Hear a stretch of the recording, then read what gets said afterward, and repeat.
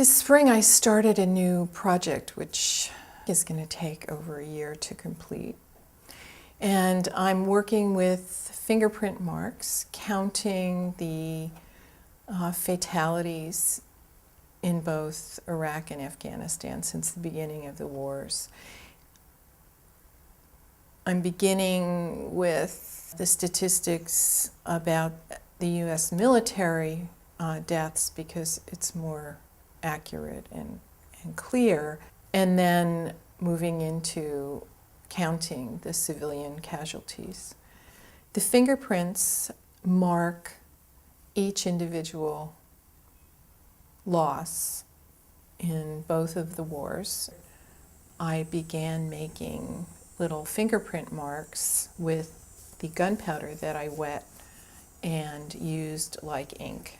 And I feel like for me, it's a meditation. It's my body, my fingerprint, that actually, because of the materials, is not unique in each mark, represents the individual losses, and then collectively the mass of loss that has happened because of these wars.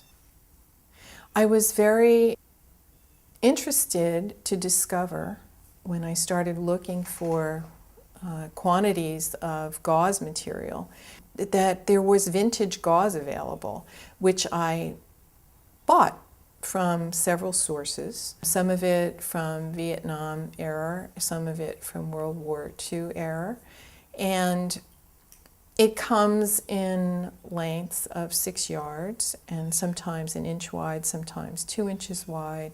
And I can probably get close to 300 marks on one roll of gauze.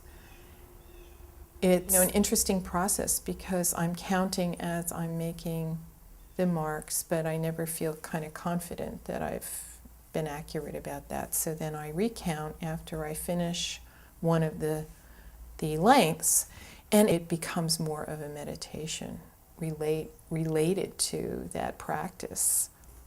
Both in many cultures of counting beads and counting things as a way of contemplation or slowing down and focusing,